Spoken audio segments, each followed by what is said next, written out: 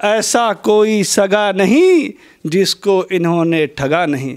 तो ये 100% सही है और ये साबित होगा कि हमारे अखिलेश भैया बहुत खुश ना हों, क्यों कि ये आने वाले समय में उनको भी धोखा देंगे। और ऐसे लोग जो पार्टी बदलते रहते हैं वो कभी किसी जनता के नहीं हो सकते। स्वामी प्रसाद मौर्य का कहना है आज उत्तर प्रदेश राजनीति में एक अलग इतिहास लिखी जा रही है, क्योंकि आज के दिन वो साइकिल की सवारी पे बैठ गए हैं और अब उनका कहना है अब हम अखिलेश के साथ आ चुके हैं, अगली सरकार जो है हमारी ही होगी। हाथी पालो, घोड़ा पालो, गधा भी पालो, लेकिन गलतफहमी कभी ना पालो। गलतफहमी पाल रहे हैं, कोई नहीं, पालने दीजिए। हाथी तो बैठेगी ही, साइकिल तो पंचर होना ही है, और बाकी तो समझ सकते हैं कि भाजपा थी, है और आगे भी रहेगी। भाजपा के कुछ कद्दावर नेता और उनमें से एक स्वामी प्रसाद मौर्य भी आते हैं, जिन्होंने योगी कैबिनेट से इस्तीफा दे दिया।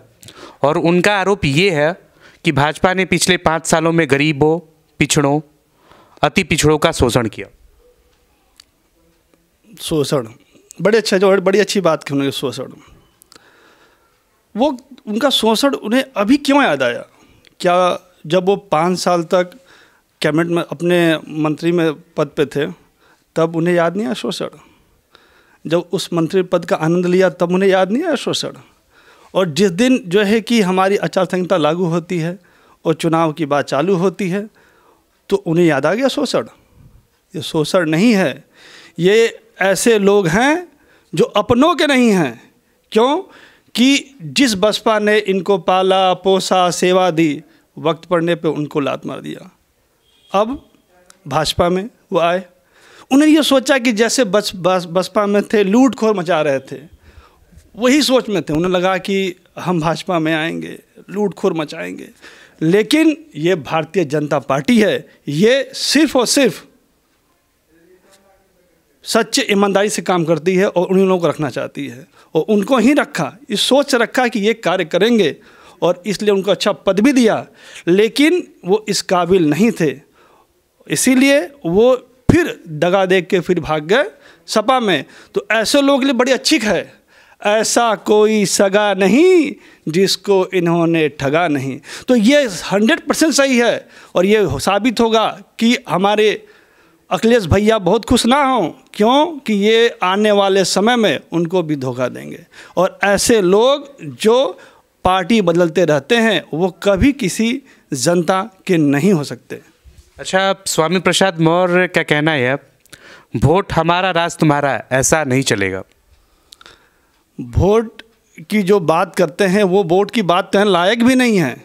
क्यों कि ये सिर्फ और सिर्फ अपना सोचते हैं, क्योंकि यदि ये जनता का सोचते तो तन मन से ये कार्य कर रहे होते बसपा के लिए, कि सेवा नीति इनके अंदर होती तो ये कभी भी सत्ता परिवर्तन नहीं कर, सत्ता के साथ नहीं जुड़ते, ये सेवा करते रहते बसपा के साथ। लेकिन इनको सेवा भाव था ही नहीं, इन्हें सिर्फ सत्ता का लोभ था और सत्ता का भूख थी, इसीलिए भाजपा में आए और भाजपा में भी इन्हें कार्य करना पड़ा जो कि ये बसपा में नहीं कर सकते। ये सिर्फ लूटते थे, खाते थे। और यहाँ पे माननीय हमारे मुख्यमंत्री बाबा जी ने विधायकों से, मंत्रियों से दिन भर रात भर अच्छे मन से कार्य कराया और ये कार्य करने लायक नहीं निकले तो ये भाग के फिर सपा में गए और इनको ये लगता है कि वहाँ जाके फिर लूटखोर मचाएंगे, मौका ही नहीं मिलेगा, क्योंकि हम पूरे बहुमत के साथ बढ़ चढ़ के वापस आ रहे हैं और उन्हें मिलने वाला कुछ नहीं, सिर्फ हाथ मसलने के। अच्छा, 14 जनवरी है एक तरफ जहां देश आज मकर संक्रांति मना रहा है। स्वामी प्रसाद मौर्य का कहना है आज उत्तर प्रदेश राजनीति में एक अलग इतिहास लिखी जा रही है, क्योंकि आज के दिन वो साइकिल की सवारी पे बैठ गए हैं और अब उनका कहना है अब हम अखिलेश के साथ आ चुके हैं, अगली सरकार जो है हमारी ही होगी। हाथी पालो, घोड़ा पालो, गधा भी पालो, लेकिन गलतफहमी कभी ना पालो। गलतफहमी पाल रहे हैं, कोई नहीं, पालने दीजिए। हाथी तो बैठेगी ही, साइकिल तो पंचर होना ही है, और बाकी तो समझ सकते हैं कि भाजपा थी, है और आगे भी रहेगी।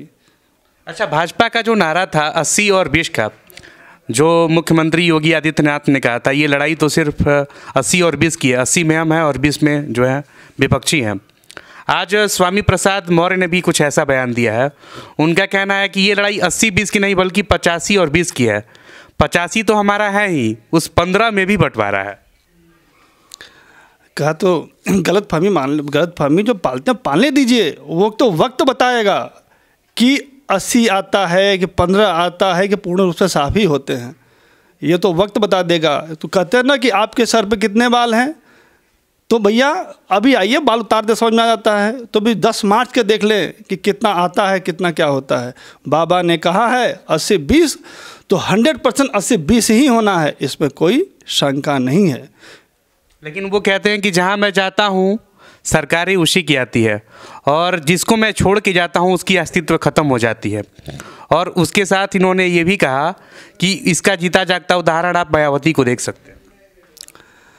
ये जहाँ जाते हैं जहाँ पहुँचते हैं तो कहते हैं कि हम जहाँ जाएंगे वही जीतेगा। ना, जीतेगा नहीं, वो जिसके पास जाएंगे हम नैया उसकी डुबा देंगे। ये जीते इसलिए थे क्योंकि हमारे माननीय प्रधानमंत्री जी ने इतना विकासशील कार्य किया है, बाबा योगीनाथ ने इतना विकासशील विचारधारा थी कि लोगों ने उस बल पे इनको वोट दिया, इसलिए। लेकिन स्वामी प्रसाद मौर्य तो कहते हैं कि पिछले 5 सालों में बीजेपी ने चाहे पिछड़े हो, चाहे अति पिछड़े हो, चाहे गरीब हो, इन सबको केवल ठगने का काम किया। ठगा, अच्छा बोला।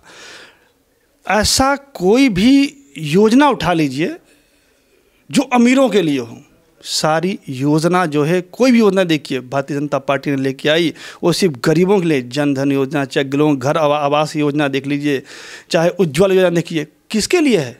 ये गरीबों के लिए। हमने कभी किसी योजना में किसी जाति विशेष नहीं है कि ये योजना इसके लिए है, ये दलित के लिए है, मुस्लिम के लिए नहीं। हम भारतीय जनता पार्टी की हर योजना सबके लिए है, क्योंकि हम किसी चीज़ पे नहीं, हम सेवा पे विश्वास करते हैं। हमारे लिए सब कोई एक है, सब हमारे लिए एक जैसे हैं। हमारे लिए ना कोई दलित है, ना कोई समान है, ना कोई पिछड़ा है, ना ओबीसी है, हमारे लिए सब एक जैसे हैं, सब एक बराबर हैं। अच्छा, आपका नारा है सबका साथ सबका विकास, लेकिन विपक्ष तो कहता है कि आप कोई भी योजनाएं लाते हैं उसमें भी आप धर्म और जाति को देखते हैं। कहना उनका काम है, क्योंकि वो बिना विचारधारा, बिना सोच के बोलना उनकी आदत है। मैं उनसे ही पूछता हूँ, ऐसी कौन सी योजना आई? अब सिर्फ किसी एक योजना का नाम मुझे बता दें, ऐसी कौन योजना आई जिसमें हम जातिवाद के लेके बात किए? अब आप ही कोई योजना का नाम बता दें हमें, जिसमें कि हमने कहा कि अब इस जाति को देंगे, इस जाति को नहीं देंगे। कोई ऐसी योजना है? आप मुझे बताएं।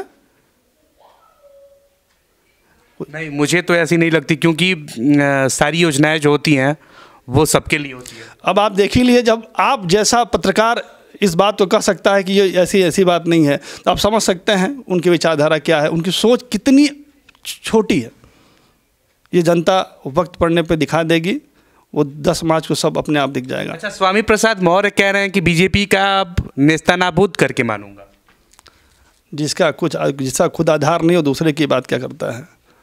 अगर आप आधार की बात कर रहे हैं तो उत्तर प्रदेश की राजनीति की बात करें तो यहाँ लगभग 5% वोट जो है मौर्य समाज के है। और स्वामी प्रसाद न सिर्फ मौर्य के बल्कि शाक्य और कुशवाहा समाज के नेता भी माने जाते हैं।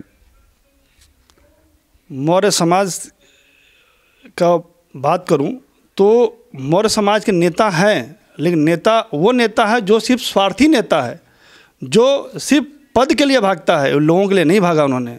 यदि लोगों के लिए, आप शुरू से देख लीजिए, उनको जो मंत्रालय दिया गया था वो था लोगों से जुड़ने का, लोगों के साथ लड़ने का, लोगों के साथ मिलकर कार्य करने का। क्या किया? क्यों नहीं किया? उनके लिए दिया गया था, इसीलिए दिया गया था वो करें, उन्होंने नहीं किया। और रही बात, जितनी जातियां हैं, अब पहली चीज़ें नहीं रही, अब लोग परिवर्तन हो चुका है, लोग विकास को देख रहे हैं, लोग कार्य देख रहे हैं। वो जातिवादिता के जो ये सोच रखे हैं ना, वो हटा दें, वो विकास की सोच में आए। क्योंकि अब मौर्य समाज हो चाहे सब हमारे भाई बंधु हैं, और सब के सब विकास की तरफ देख रहे हो, विकास की तरफ ही वोट डालेंगे। यहाँ कोई जातिवादिता नहीं चलेगी। अच्छा, ऐसा सवाल उठ रहा है अक्सर कि इस समय जो है ब्राह्मण वर्ग जो है वो बीजेपी से खासा नाराज है। ये कहना टोटली गलत है आपका। ब्राह्मण वर्ग चाहे कोई वर्ग हो, वो सिर्फ और सिर्फ विकास को देखता है, और सिर्फ ये देखता है कि हमारे देश में कैसे कार्य हो रहे हैं, हमारा विकास कैसे हो रहा है। ये ब्राह्मणों की बात करें, देखिए तो लोग कहते हैं कि ब्राह्मण जुड़े होते हैं मंदिरों से, उनकी आत्मा बसी होती है मंदिरों में। तो इसका उदाहरण देखिए, अयोध्या देखिए, फिर काशी देखिए। क्या आपको लगता है ब्राह्मण? विपक्ष तो कहता है कि अयोध्या इन्होंने थोड़ी बनाया, वो तो माननीय सर्वोच्च न्यायालय का फैसला था। यदि फैसला न्यायालय का था, ये तो 100% बात सही है, लेकिन क्या ये भूल गए आज़ादी से लेकर आज तक वो फैसला कहाँ तक था? वो फैसला कहाँ गया? आपको अच्छे से याद होगा कि जब जब हमारे न्यायालय ने कोशिश की कुछ उस पर कार्य करने की, इन्होंने हमेशा हमेशा हमेशा कुछ न कुछ विरोध किया, कुछ न कुछ अड़चनें डाली। लेकिन हम लोग सहृदय से आभारी हैं हमारे माननीय मुख्यमंत्री और माननीय प्रधानमंत्री जी का, जिन्होंने इसका फैसला दिया। और लोगों और हमारे न्यायालय का मैं सत प्रणाम करता हूं कि उन्होंने लोगों के जनहित में फैसला दिया और एक अच्छा कार्य हो रहा है। अच्छा, योगी आदित्यनाथ का अयोध्या से चुनाव लड़ाना, ये बीजेपी के लिए कितना फायदेमंद साबित होगा? आप जहाँ जहाँ कार्य करेंगे आपको लोग उतना ही प्रेम करेंगे, और जहाँ प्रेम करेंगे वहाँ तो जीत संभव नहीं, 100% के साथ है। खबरें तो ऐसी भी थी ना कि बीजेपी या तो उनको गोरखपुर से भी उतार सकती है या फिर मथुरा से भी उतार सकती है, तो फिर अचानक ये गोरखपुर से लड़ाना, ये कोई सोची समझी रणनीति ही है? गोरखपुर सीट तो हमारी पहले से जीती हुई सीट है, क्योंकि आप देखिए बाबा जब जब खड़े हुए हैं गोरखपुर से, वो तब जीतते हैं। कोई माई का लाल उन्हें नहीं हरा सका। तो उन्होंने कहा कि चलो वो तो सीट हमारी है, आनी ही है। तो अयोध्या में हमने काम किया, और जहाँ काम किया है, जहाँ के लोगों के से दिल जुड़े हैं, वहाँ तो जीत तो कन्फर्म है ही, उसमें कोई शक ही नहीं है। अच्छा, काशी में मोदी, अयोध्या में योगी, क्या आपको लगता है कि ये आने वाले दिनों में भाजपा के लिए मास्टर स्ट्रोक साबित होगा?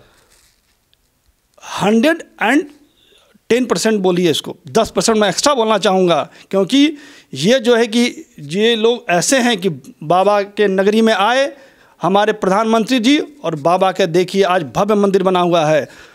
बाबा जो एक हमारे नरेंद्र प्रधानमंत्री जी आए हमारे यहाँ, चुनाव लड़ा उन्होंने, और देखिए भव्य नगरी बनी हुई है। वैसे ही बाबा ने अयोध्या में काम किया, और वहाँ भी देखिए कि सुंदर बना हुआ, और बाबा का जीतना तय है, और प्रधानमंत्री जी का फिर दोबारा यहाँ जीतना तय है।